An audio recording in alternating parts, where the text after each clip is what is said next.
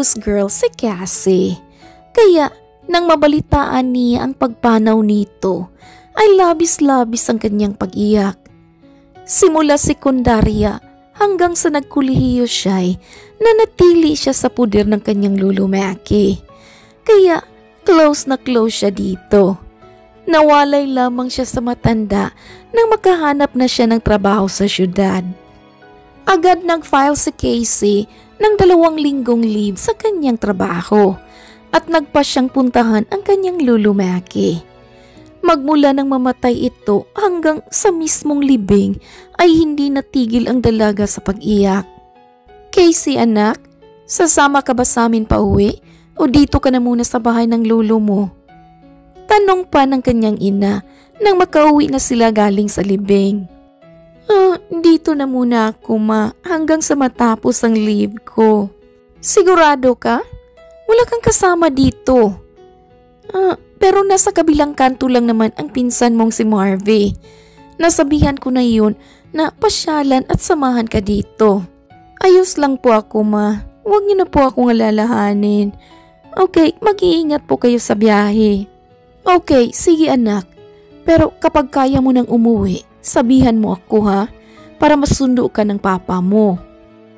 Isang mahinang pagtangulang ang pinakawala ni Casey at hindi na muling nagsalita. Nagawa niya pang ihatid ang mga magulang sa labas ng gate bago siya bumalik sa loob ng bahay at dumiritso sa silid ng kanyang lolo Mackie.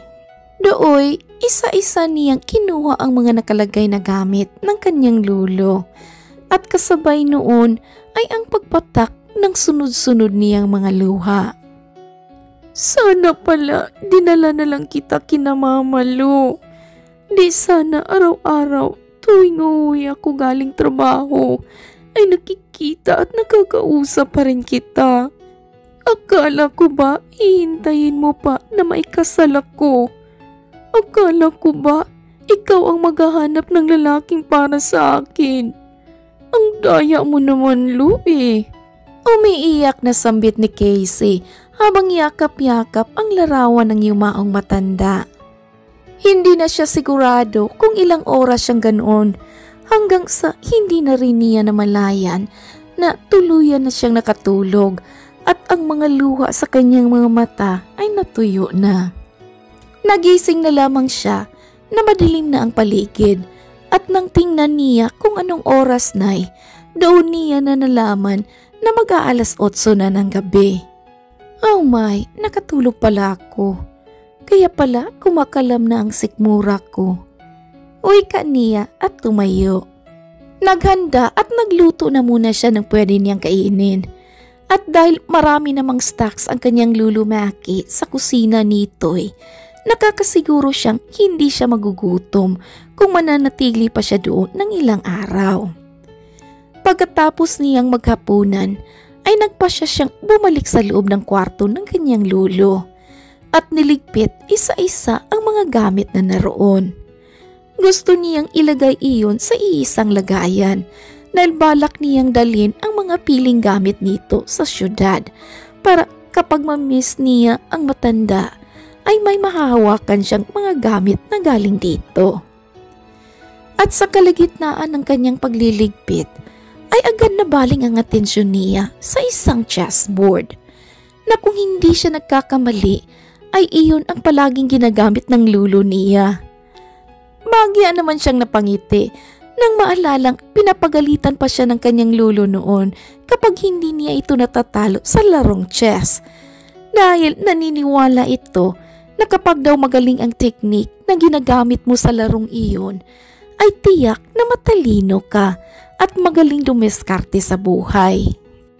Ay nakulo, ilang taon na pero hindi ko pa rin kayo natatalo. Ilang taon mo na rin akong pinapagalitan dahil dito.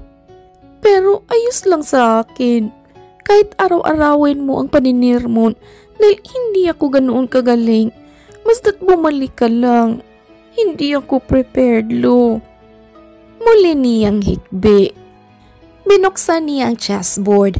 Luma na iyon pero wala pa ring diferensya dahil pinaka-iniingatan iyon ng matanda. Nooy, nakita niyang naroon pa rin ang lahat ng laman.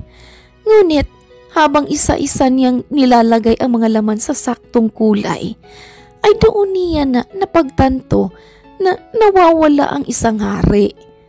Hindi naman siya nagtataka kung bakit nawawala ang isang rena, dahil tanda niyang ibinigay iyon ng kanyang lolo sa kanya.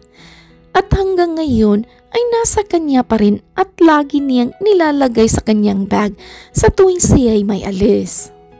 Sinubukan niyang halughugin ang buong aparador ng kanyang lolo Maki, lalo na ang ilalim ng kama nito kung saan niya laging nilalagay ang kanyang chessboard, pero wala talaga ito doon.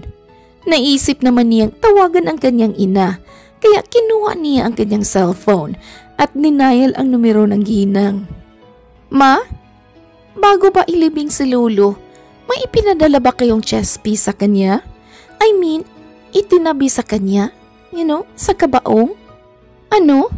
Chess piece? Wala naman anak. Bakit mo ba naitanong? Oh no, wala po ma. Itatanong ko na lang po kay Marvy bukas. Okay, good night po. Sabay patay sa linya. Hindi na lamang masyadong inintindi ni Casey ang pagkawala niyon at mas minabuting magpahinga na lang muna. Kinabukasan, pagkatapos niyang kumain ng agahan at maligo, ay pinuntahan niya ang pinsan niyang si Marvy sa bahay nito. At dahil medyo malapit lang naman ang mga bahay doon, kaya ilang lakad lang ang ginawa ng dalaga.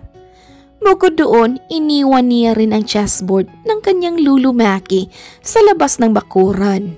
Nakabukas lang ito para ipakita kay Marvy ang nawawalang hari. Okay, here Marvy. Nawawala ang... Wika ng dalaga na hindi agad nasundan na nakita niyang nakapwesto na ang isang knight sa ibang pwesto.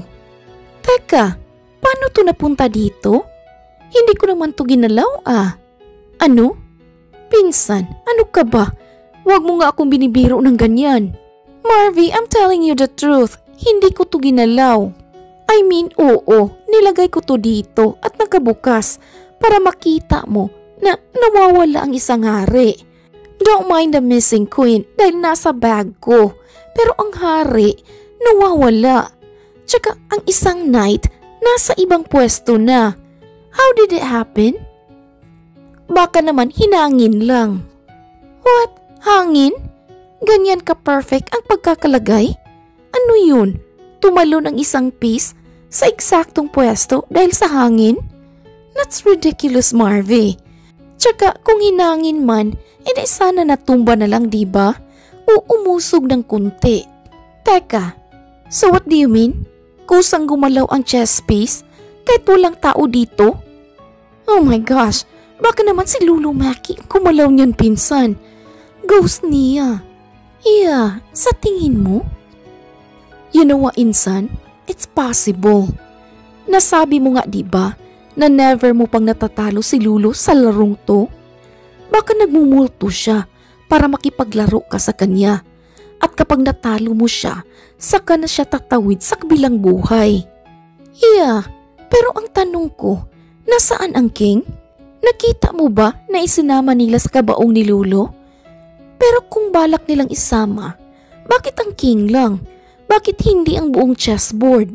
Okay, ito na lang ang gawin mo ha. Play the game.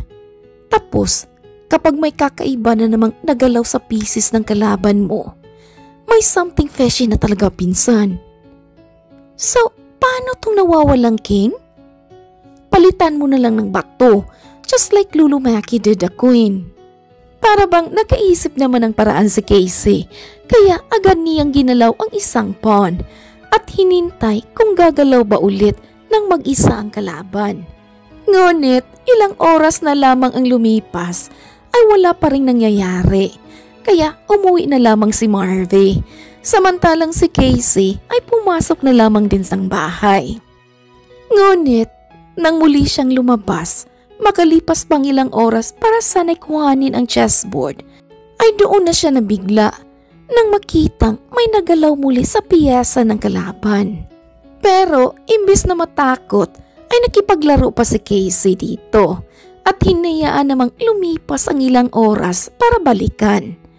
At sa muli may nagalaw na naman. Ngunit sa pagbalik niya ay may kalakip na itong isang note na agad niyang binasa. Subukan mo akong talunin. 3 laro, 2 panalo. Kapag nanalo ka, magpapakita ako sa iyo. Iyon ang nakasaad sa note, kaya doon pa lang alam na ni Casey na hindi ang Lulumaki niya ang nagmumulto, kundi totoong tao na hindi niya makita-kita. Tinapos niya ang unang laro at talo siya. Sa pangalawang laro na nanalo na ang dalaga. Saktong sa ika-3 laro ay dumating si Marvy. Kaya doon niya na sinabi ang lahat sa pinsan, pati na ang note na nakita niya. What? Oh my gosh! So, hindi si Lulumaki yan. Sino siya? At bakit libre niyang naigagalaw ang mga pieces nang hindi mo siya nakikita? Wala din akong idea, Marvy. 1-1 na kami. Last game na lang at malalaman ko na kung sino ang nantitrip sa akin. So, what if matalo ka? Mananalo ako. Sisiguraduhin ko yun. Porsigidong usal ng dalaga. Ngunit parang hindi sumang-ayon sa kanya ang tadhana dahil sa ika-3 at huling laro ay natalo siya. Akala niya hindi niya na makikita ang misteryosong nagpadala ng note. Pero nang gumabi biglang tumunog ang doorbell mula sa labas. At nang buksan niya iyon ay isang gwapong lalaki ang kanyang nakita. Dala-dala ang nawawalang chess piece. Sino ka? At bakit nasa iyo ang nawawalang hari? Miss, hindi mo muna ba ako papasukin? No, ipaliwanag mo muna kung sino ka at paano napasayo yan. Kay Lulumaki ko yan. Huminga naman muna ng malalim ang gwapong binata at doon na sinimulan ang pagsasalaysay. My name is Aaron Angeles. Ako ay isang engineer.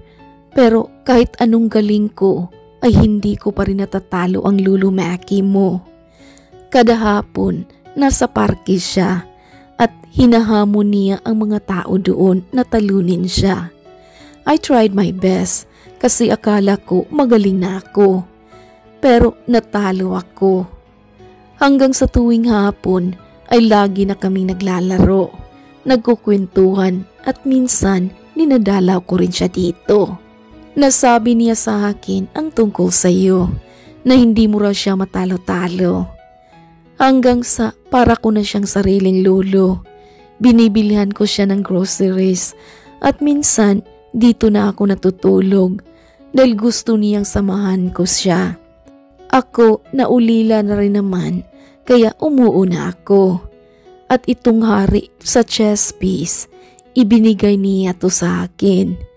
Sabi niya na sa'yo ang queen at nangako siya na siya ang maghahanap ng lalaki para sa'yo. At iyon din ang sabi niya sa akin. Saka na daw natin ibalik ang queen at king sa chessboard niya kapag nagkita na tayo. Mahabang salaysay ni Aaron.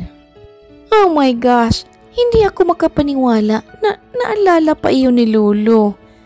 But anyway, paano mo nagawang makipaglaro nang hindi man lang kita nakikita? Oh, that's a secret I won't tell. Sabi na rin yun ng lolo mo. Kaya, pasensya na mahal na Rena. Sabi mo, kapag nanalo ako, saka ka na magpapakita. Well, natalo mo ako. Bakit nandito ka? Bakit? Ayaw mo bang makita ng personal ang king mo? Ngiti nito na siyang ikinangiti rin ni Casey. At tulad ng bili ng matanda, ay sabay nga nilang ibinalik ang Rena at hari sa loob ng chessboard. Nagpasya din silang itago iyon sa isang kahon para hindi maging luma. Simula din noon, kahit bumalik na sa syudad si Casey at nanatili si Aaron sa probensya, ay hindi nawala ang connection ng dalawa. Bagkus ay mas pinatatag pa ng kanilang pagkakaibigan ang layo ng kanilang pagitan. Casey, I hope it's clear to you by now na plano kong ligawan ka. Hindi pa ngayon dahil alam kong kakakilala pa lang natin. And I respect you so much kahit noong kinukwento ka pa lang sa akin ni Lulu Maki. At kung iniisip mo na gagawin ko to dahil sa kanya, you're wrong.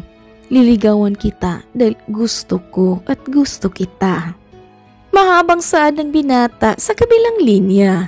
Ay sus, ang sabihin mo, natatakot ka lang na multuhin ni Lolo. Pabiro namang tugon ng dalaga. Lo, hindi ah. Isa pa, hindi naman nakakatakot ang mga ganyan eh. I don't believe in such. Totoo nga sabi eh.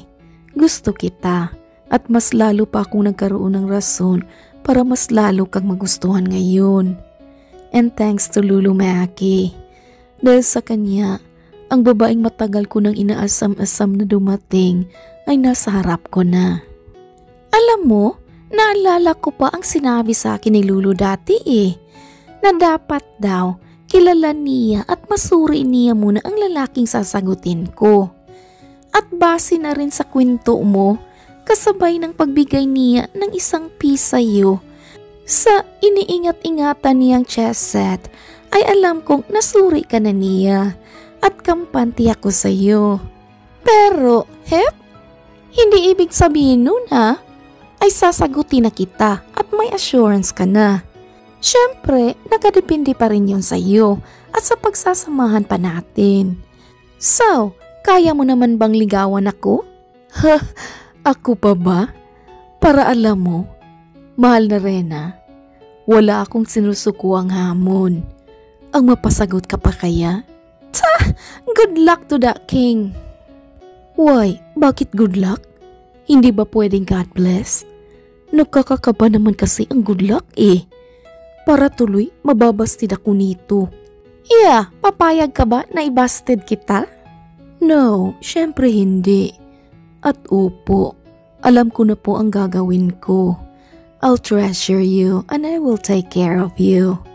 Naipangako ko na iyan sa lulo mo, kaya gagawin ko yan.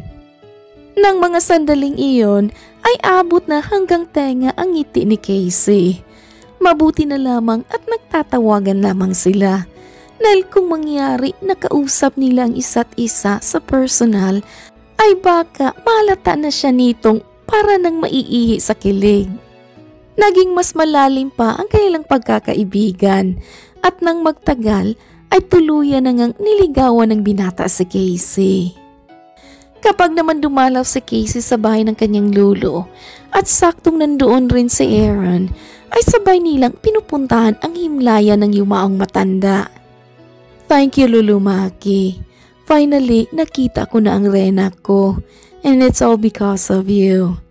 Saad pa ni Aaron sa harap ng puntod ng matanda. Lo, alam ko na kung nandito pa kayo ngayon, I'm sure minamadali nyo naman kaming magpakasal. Doon din naman ang punta namin kapag kami talaga ang para sa isa't isa. Sa ngayon, we're good friends. Or let's just say, nagsisimula na pong mangligaw si Aaron sa akin at balak ko siyang sagutin sa susunod na 5 taon. 5 taon? Gulat na usal naman ang binata. Silo, itong king mo, nagrereklamo. Oh, sorry po. I was just kidding, Lulu Maki. Opo, kahit 10 taon pa po yan, handa po akong hintayin ang apo mo. Pero Lo, hindi ba't masyadong matagal naman po yun, di ba? Pinapahirapan po ako nitong apo mo, Lo. Parang batang sumbong ni Aaron dito. Biro lang. Oo na.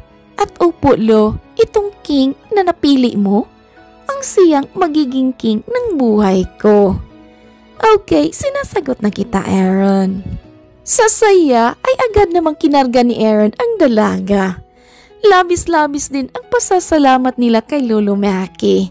Dahil kung hindi dahil dito ay hindi sila magkikita. Bukod doon, naging daan din ang mga missing chess pieces sa love story nila. Na sa unay medyo weird pa, pero sa huli ay happy ending na. The end. Oh my kulay, how cute! Napaka-cute naman ng story na ito. I love this one, such a creative story. You know, akala ko may ghost. Guwapong lalaki pala. Very nice story. I enjoyed this one. Okay mga kakulay, if you enjoy, please like, comment, share, and subscribe. Thank you, Regine, for writing this beautiful story. Thank you all my subscribers and listeners. This is Ethel McMenamin saying, bawat buhay ay may kulay. Thank you and take care. Daghan kayong salamat. See you sa next story. I love the short stories. Madali lang akong matapos. So, may upload tayo palagi. Alright mga kakulay, see you next time!